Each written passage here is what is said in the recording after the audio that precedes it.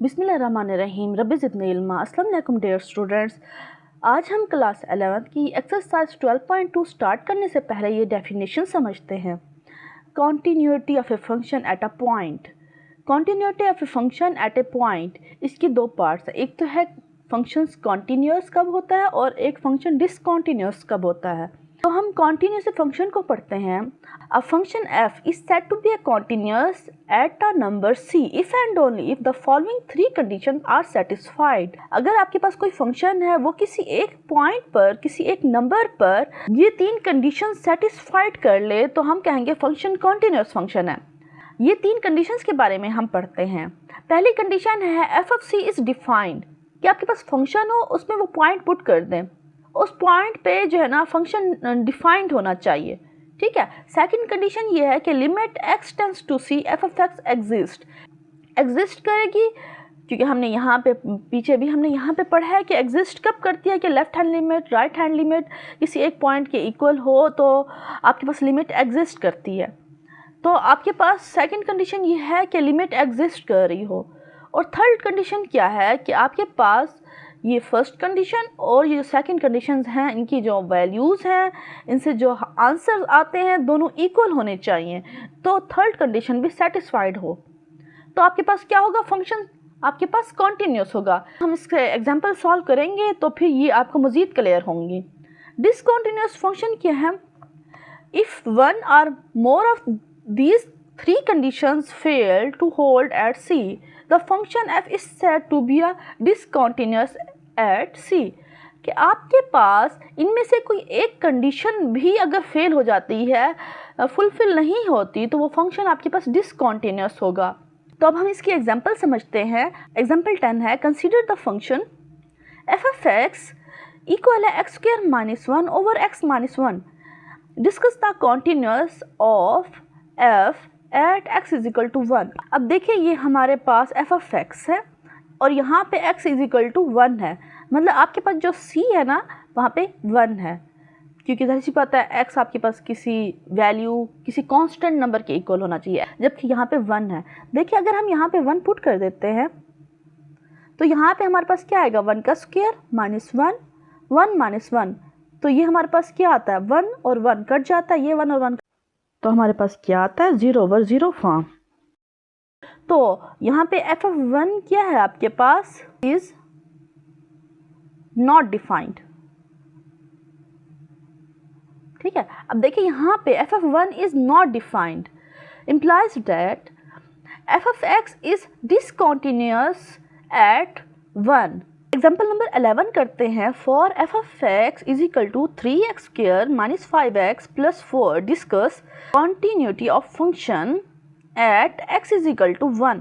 अब देखिए हमारे पास ये f of x है, तो अब हमने यहाँ पे क्या करना है, अगर हम लिमिट लेंगे तो लिमिट x टेंड्स टू 1 लेंगे, क्योंकि यहाँ पे उन्होंने कहा है x इज इक्वल टू 1, तो x कहाँ अप्रोच कर रहा है, 1 की तरफ, f of x। तो हम जाहिर सी बात है फंक्शन के साथ भी लिमिट अप्लाई करेंगे। Limit x tends to 1 3x square minus 5x plus 4। अब देखिए हमने इनमें लिमिट अप्लाई कर देना। जब हम लिमिट अप्लाई करते हैं तो x की जगह हमने 1 पुट कर देना, यहाँ पे भी 1 पुट कर देना, यहाँ पे भी 1 पुट कर देना। देखिए हमने यहाँ पे 1 पुट कर लिया, 3 माइनस 5 प्लस 4। तो अगर हम इसको सॉल्व करते हैं आंसर हमारे पास क्या आता है, 2। तो आपके पास limit x tends to 1 f of x किस चीज़ के इक्वल आया, 2 के। अब देखिए हमारे पास ये फंक्शन है, अब इस फंक्शन में हम डायरेक्ट 1 पुट कर दें। अगर हम यहाँ 1 पुट करते हैं तो यहाँ पे भी 1 पुट करेंगे, यहाँ पे भी 1 पुट करेंगे, तो यहाँ पे आपके पास क्या वैल्यू आएगी, यहाँ पे देख लें, यहाँ पे क्या हुआ है f और यहाँ पे 1 पुट कर दिया। जहाँ हमारे पास x था वहाँ पे हमने 1 पुट कर दिया, 3 माइनस 5 प्लस 4। अब हम इसको सॉल्व करते हैं तो हमारे पास क्या आंसर आता है, 2।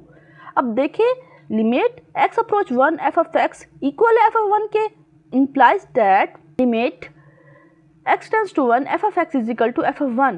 मतलब आपके पास ये वाली कंडीशन भी सेटिस्फाइड हो रही है, ये कंडीशन भी सेटिस्फाइड हो रही है और ये दोनों कंडीशंस भी सेटिस्फाइड हो रही है। देखें, ठीक है, क्योंकि आपके पास जो है ना ये वाली वैल्यू भी 2 के इक्वल आई है। फंक्शन में 1 पुट करने से फर्स्ट कंडीशन सेटिस्फाइड होती है, तो इसका आंसर आपके पास 2 आया है। तो इसका मतलब है ये दोनों वैल्यूज़ आपस में इक्वल हैं, ये दोनों वैल्यूज़ 2 के इक्वल आई हैं। तो therefore f of x is continuous at x is equal to 1। तो ये कॉन्टिन्यूस है। एग्जाम्पल नंबर 12 करते हैं। Discuss the continuity of function f(x) and g(x) at x = 3। तो अब हम इस एग्जाम्पल को सिंप्लीफाई करते हैं। हमारे पास एग्जाम्पल 12 है। Discuss the continuity of the function f(x) and g(x) at x = 3। अब देखिए फर्स्ट पार्ट इसका हम करते हैं। f(x) इक्वल है x² - 9 over x - 3 if x equal नहीं है 3 के। अगर यहाँ पे x 3 के इक्वल हो जाए, यहाँ पे हम वैल्यूज़ को डायरेक्ट पुट कर देते हैं, तो हमारे पास क्या वैल्यू आती है 0/0। मतलब इसलिए उन्होंने कहा है कि x यहाँ पे 3 के इक्वल नहीं होना चाहिए। लेकिन इसी फंक्शन में साथ ही ये कह दिया है कि हमारे पास जो f(x) है वो 6 के इक्वल है इफ़ x = 3। ठीक है, तो अब हम इसको सिंप्लीफाई करते हैं। f(x) = 6। हमारे पास ये जो f(x) है वो 6 है। कब 6 है? जब हमारे पास x = 3 के इक्वल है। अगर हम यहाँ 3 पुट करते हैं तो हमारे पास आंसर 6 आएगा। तो f(3) इज़ डिफाइंड, मतलब हमारे पास यहाँ पे फर्स्ट कंडीशन सेटिस्फाइड है। पहली कंडीशन क्या थी? हमारे पास पहली कंडीशन थी कि f(c) इज़ डिफाइंड होना चाहिए, क्योंकि यहाँ पे c तो हमारे पास 3 है ना, तो यहाँ पे f(3) इज़ डिफाइंड। तो इसका मतलब है कि हमारी फर्स्ट कंडीशन जो है ना वो सेटिस्फाइड हो रही है। ठीक है, अब हम सेकंड कंडीशन करते हैं। तो हमने ये वाला फंक्शन लिख दिया, ठीक है, और लिमिट अप्लाई कर दिया। तो हम इस क्वेश्चन को कैसे सॉल्व करते थे? अलजेब्रिक इक्वेशंस को इस तरह से कोई क्वेश्चन आ जाए जो 0/0 फॉर्म हो। अब ये देखिए ये क्वेश्चन हमारे पास 0/0 फॉर्म है। ठीक है, तो हम इसको कैसे सिंप्लीफाई करेंगे? हम इसको ऐसे करेंगे कि हमारे पास एक फार्मूला होता था, आपके पास a का स्क्वायर माइनस b का स्क्वायर, तो हम लिख सकते थे a - b a + b। तो इसको भी हमने ऐसे लिखना है x + 3 x - 3 ओवर x - 3। अब देखिए x - 3 और x - 3 आपस में कैंसिल हो सकते हैं, तो हम इसको कैंसिल कर देंगे। तो लिमिट x अप्रोचेस 3, तो हमारे पास क्या वैल्यू रह गई x + 3। अब हम लिमिट अप्लाई कर सकते हैं। अगर हम यहाँ 3 पुट करते हैं तो हमारे पास 3 + 3 = 6 आता है। ठीक है, अब हमारे पास ये वाली वैल्यू क्या आई? लिमिट x अप्रोचेस 3 f(x) किस चीज़ के इक्वल आ गया? 6 के। देखिए 6 के इक्वल आ गया। तो यहाँ पे हमारे पास क्या है? सेकंड कंडीशन भी हमारे पास सेटिस्फाइड हो गई कि आपके पास फर्स्ट कंडीशन भी यहाँ पे सेटिस्फाइड हुई, अब हमारे पास सेकंड कंडीशन भी सेटिस्फाइड होगी। थर्ड कंडीशन क्या थी कि हमारे पास limit x approaches 3 f(x) = f(3) equal हो 6 के, मतलब किसी एक पॉइंट के इक्वल होने चाहिए। ये भी और ये भी 6 के इक्वल है, तो मतलब हमारे पास थर्ड कंडीशन भी सेटिस्फाइड हो गई। ठीक है, तो इसका मतलब है f(x) is continuous at x = 3। तो अब हम इसको एक ग्राफ की सूरत में भी शो कर सकते हैं। सबसे पहले हम इस ग्राफ को कैसे बनाएंगे? हम यहाँ पे 0 लेते हैं और यहाँ पे हम y को कहते हैं कि f(x) के इक्वल है, और यहाँ पे हम x एक्सिस लेते हैं। अब देखिए हमने यहाँ पे इस पॉइंट से इस पॉइंट तक का सेम डिस्टेंस लिया, यहाँ से यहाँ तक का 2 लिया है, तो यहाँ से यहाँ तक का भी मैंने 2 लिया, यहाँ से यहाँ तक का भी 2 डिस्टेंस लिया। मतलब यहाँ 0 से लेकर यहाँ पे हमने 2 रखा, 4, 6 और 8। अब देखिए जो डिस्टेंस मैंने यहाँ रखा है, मैंने यहाँ पे भी वही डिस्टेंस रखा है। यहाँ पे भी 2, 4, 6, 8 और यहाँ पे 10, इस तरीके से। अब हमने ना इसमें वैल्यूज़ पुट करनी है। अगर हम यहाँ पे 0 पुट करते हैं, f(x) में 0 पुट करते हैं, तो फिर हमारे पास क्या वैल्यू आती है? पुट करके देखते हैं। अब देखिए यहाँ पे हम अगर पुट करें कि x हमारे पास 0 के इक्वल है, तो यहाँ पे हम 0 पुट करते हैं, तो 0 का स्क्वायर -9 और यहाँ पे 0 - 3, आंसर आएगा -9 ओवर -3। अब ये माइनस और माइनस तो आपस में कैंसिल आ जाते हैं, और ये 3 और ये 9 भी आपस में कैंसिल होते हैं। 3 1 ज़ा 3, 3 3 ज़ा 9। तो हमारे पास क्या पॉइंट आए कि x को अगर हमने वैल्यू दी तो f(x) हमारे पास क्या आया? 3। तो हमारे पास यहाँ पे क्या पॉइंट बनता है? 0 और 3।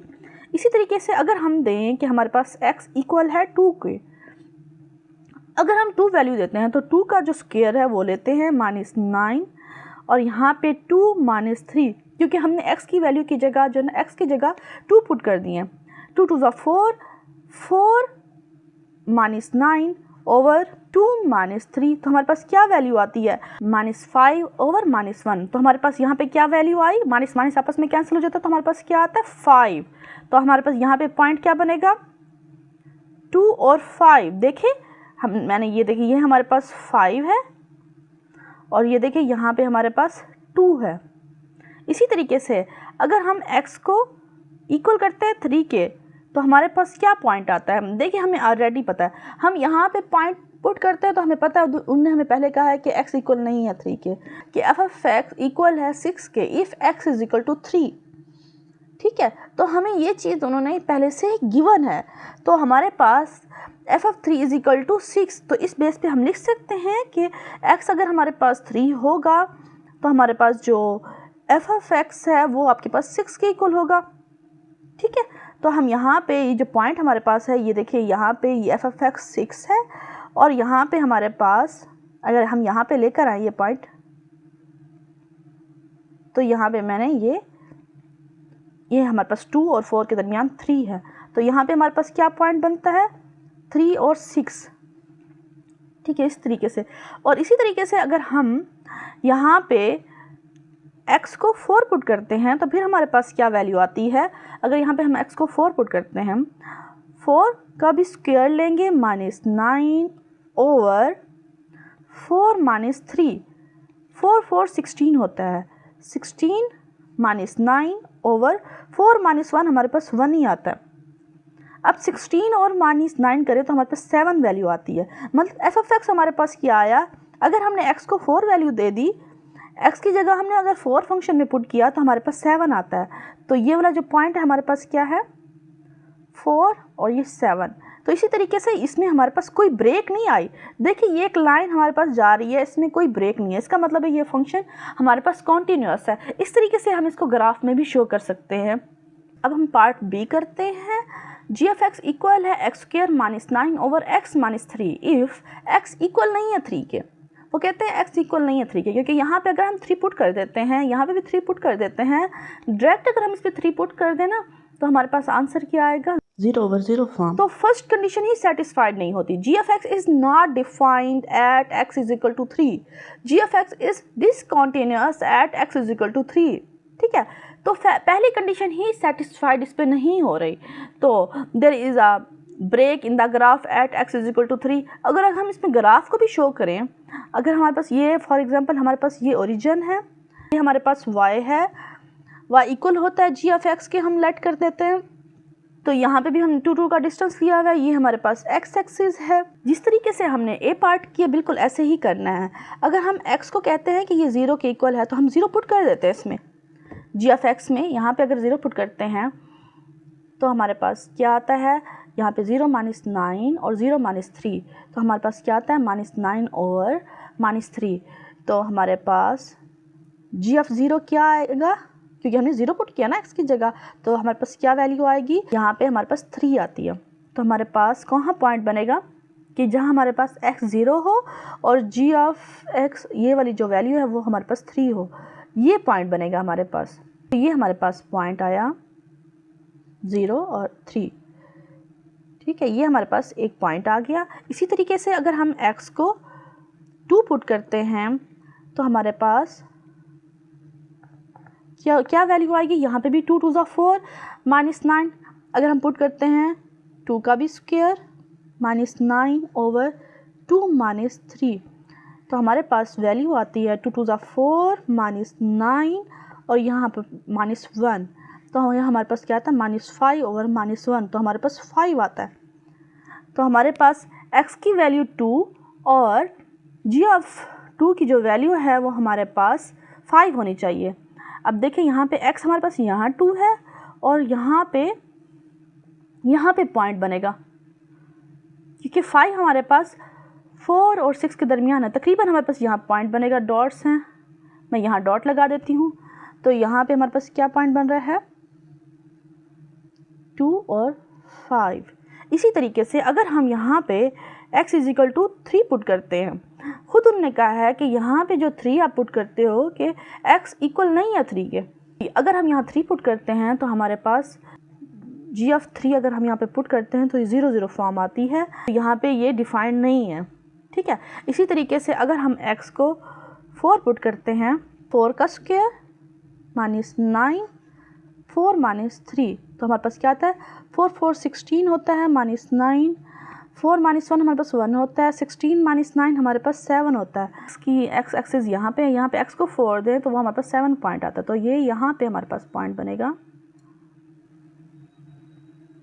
ठीक है, तो ठीक है, यहाँ पे डिफाइंड नहीं है, ठीक है, जिसकी वजह से यहाँ पे बताया क्या है ना, g(f(x) is not defined at x is equal to 3। तो इसका मतलब है कि आपके पास there is a break in the graph at x is equal to 3, जिसका मतलब ये है कि g(f(x) is discontinuous at x is equal to 3। I hope आपको ये एग्जाम्पल समझ आ गई होगी। अभी के लिए इतना ही, नेक्स्ट क्वेश्चन हम फिर नेक्स्ट वीडियो में करते हैं। Thanks for watching.